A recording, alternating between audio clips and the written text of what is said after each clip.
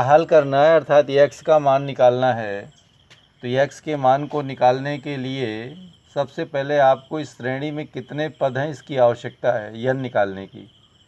तो n निकालने के लिए हमने ये फार्मूला यूज किया n टर्म का, और इस प्रकार यहाँ पर होगा n-1/5 + 1 = n, और ये हो गया n-1 + 5/5 = n, और n + 4/5 = n, अर्थात श्रेणी में जो है n + 4/5 टर्म हैं, पद हैं। Then we use the formula of sum, Sn = n/2 2a + n-1 × d, और n/2 a + l। क्योंकि यहाँ पर आपको अंतिम पद दिया हुआ है इसलिए इस फार्मूले का यूज कर सकते हैं आप। Sn आपको दिया गया 148, और n के प्लेस पर हमने कितना निकाल लिया,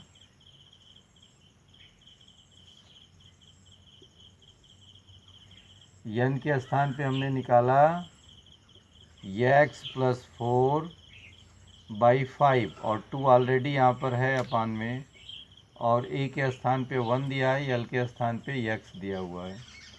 इसको सिंप्लीफाई करेंगे तो x + 4 और x + 1/10 हो जाएगा। 10 का मल्टीप्लाइड कर देंगे 1/48 में, तो ये हो जाएगा 1480, और इधर होगा x² + 5x + 4, और x² + 5x -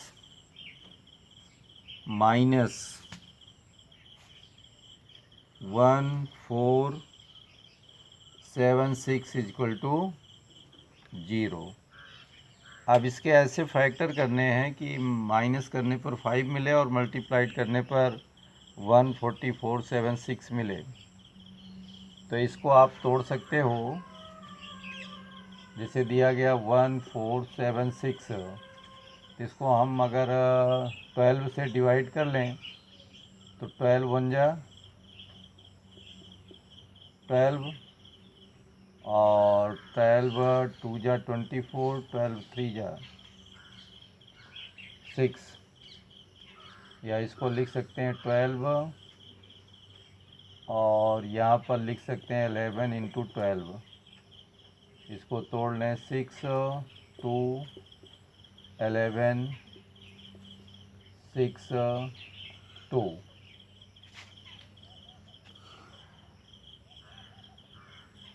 इसको और हम क्या तोड़ सकते हैं, इसको देखना होगा। इसके फैक्टर करना है,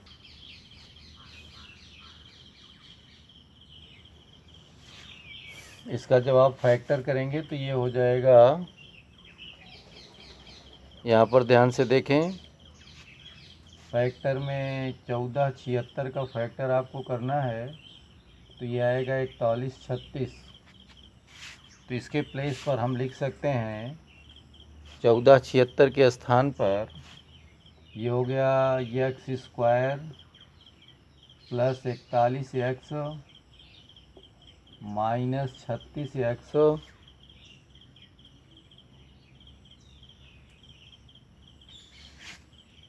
और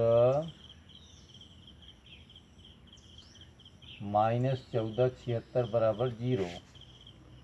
ठीक है, अब इसको और सरल करेंगे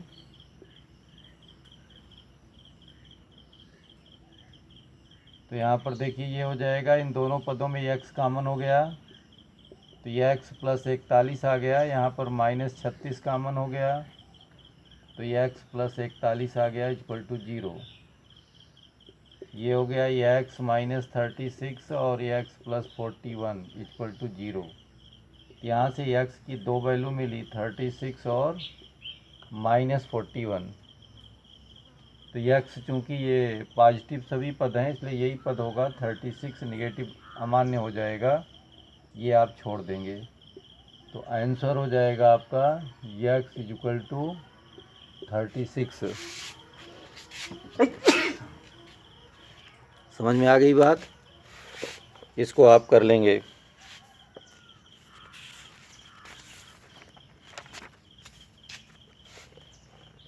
अगला क्वेश्चन देखेंगे। उस समांतर श्रेणी के n पदों का योग ज्ञात कीजिए जिसका 7वां पद 30 है तथा 13वां पद 54 है। तो जो एक्सरसाइज योग की चल रही है आपकी, उसी में आगे का क्वेश्चन है। ये तीसरा क्वेश्चन है।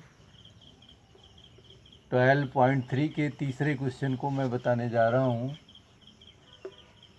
बालाजी प्रकाशन से इसको ध्यान देंगे। जो क्वेश्चन यहाँ पर सॉल्व हो रहा है वो सभी बालाजी प्रकाशन से हो रहा है।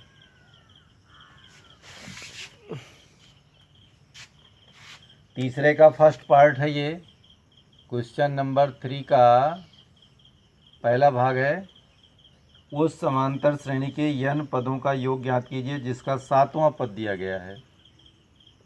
7वां पद अर्थात T7 आपको दिया गया कितना? 30। और 13वां पद दिया गया है आपको T13। ये आपको दिया गया 54। तो आपको बताना है n पदों का योग ज्ञात करना है इसमें। तो n पदों के योग के लिए a और d आपको चाहिए। तो T7 का मतलब हुआ कि a + 6d, ये हमारा 7वां पद हुआ और ये 30 के बराबर दिया हुआ है। और T13 का मतलब हुआ कि a + 12d, ये बराबर 54 दिया है। दोनों इक्वेशन को घटाने पर, दोनों को जब हम घटाएंगे तो यहाँ पर चिन्ह चेंज हो जाएगा, ये कैंसिल हो जाएगा। यहाँ पर आ जाएगा -6d और यहाँ पर आ जाएगा -24, या d इक्वल टू हो जाएगा -24 बाई -6 इक्वल टू 4। ये हमको d का मान मिल गया। अब d का मान किसी भी समीकरण में रख दीजिए। d का मान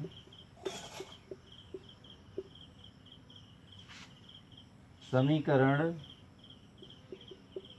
1 में रखने पर, तो ये है a + 6d, तो 6 × 4 = 30, या a = 30 - 24 = 6। छठा मिल गया हमको। ठीक है। n पदों का योग निकालना है। तो n पदों के योग का सूत्र क्या होता है? Sn बराबर होता है n/2 2a। तो a का मान कितना भी निकला? 6, और प्लस n - 1 इंटू d का मान कितना आया? 4। देखिए सूत्र देख लीजिए। Sn बराबर होता है n/2 2a plus n - 1 into d। ये सूत्र है और इसी सूत्र में ये वैल्यू रखी गई है। ये हो गया n/2। चूँकि n पदों का निकालना है इसलिए n क्या है इसकी गणना यहाँ आवश्यक नहीं है और ना इसे कर पाओगे इससे। ये हो गया 12 और यहाँ हो गया 4n - 4। ये बराबर हो गया n/2। 12 में से 4 माइनस हो जाएगा, ये हो गया 4n + 8। या इसको इस प्रकार भी लिख सकते हो n/2 4n + 8। या इसमें आप चाहो तो 4n कॉमन कर लो, नहीं 2 कॉमन कर लो। ये हो जाएगा केवल n, 2 से 2 कट जाएगा, 2n + 4। ये हमारा लास्ट आंसर हो गया समांतर श्रेणी के n पदों के योग के लिए, जिसमें 30वां पद दिया हुआ था आपको। इसी प्रकार इसमें इसका एक क्वेश्चन और देखेंगे। तीसरा भाग इसी का दिया गया कि श्रेणी है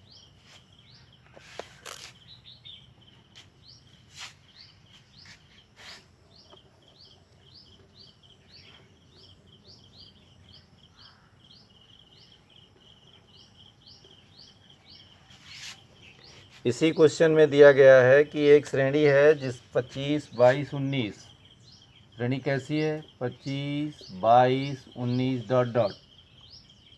कि कुछ पदों का योगफल दिया है कि n पदों का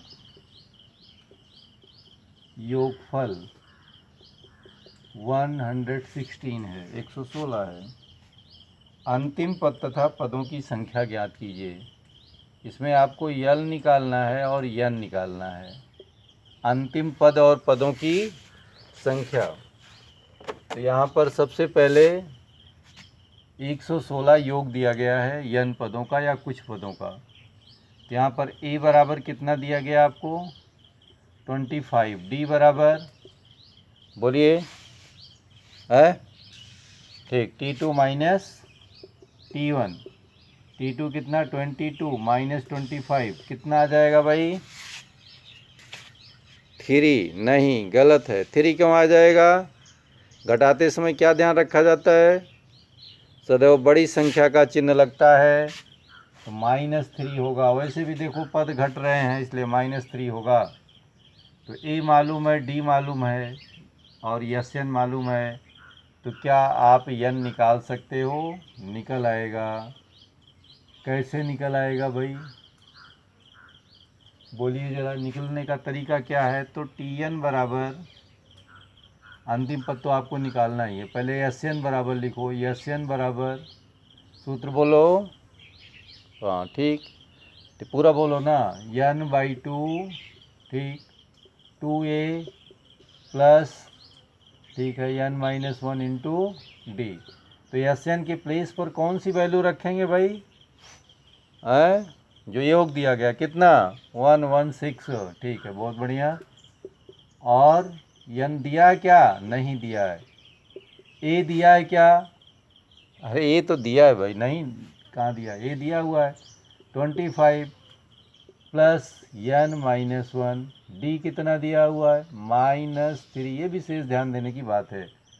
ये हो गया 116 इंटू 2 n, ये हो गया 50 प्लस नहीं -3n प्लस 3, ये हो गया 232 और is equal to 50n -3n square plus 3n और 3n square -53n plus 232 equal to 0। तो यहाँ पर देखें इसका हम इस प्रकार खंड भी निकाल लेते हैं। 3 गुणे 2, 3 इंटू 2 इंटू 116 हमने इसको तोड़ लिया। फिर तोड़ा हमने 3 इंटू 2 इंटू 29 इंटू 4। तो यहाँ से हमारा फैक्टर क्या बन गया 3n square -29n -24 n plus 232 equal to 0। इन दोनों में कॉमन क्या है? केवल n। तो ये हो गया 3n -29 और यहाँ पर क्या कॉमन है भाई 8।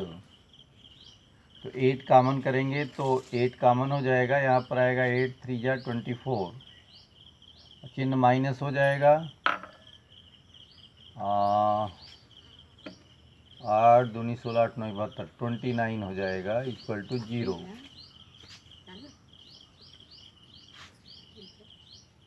फिर ये हो जाएगा 39 माइनस 29, 3n -29 और यहाँ पर हो जाएगा n-8 इक्वल टू 0 और n इक्वल टू हो गया 29/3 और n इक्वल टू 8। ये अमान्य हो जाएगा क्योंकि n का मान कभी भी भिन्न में या ऋण में नहीं आएगा, अर्थात n इक्वल टू 8 होगा। इसको ध्यान में रखेंगे कि n का मान कभी भी भिन्न में या ऋण में नहीं आता है। अब n मिल गया तो आप यल निकाल लो। Tn बराबर होता है a plus n-1 into D.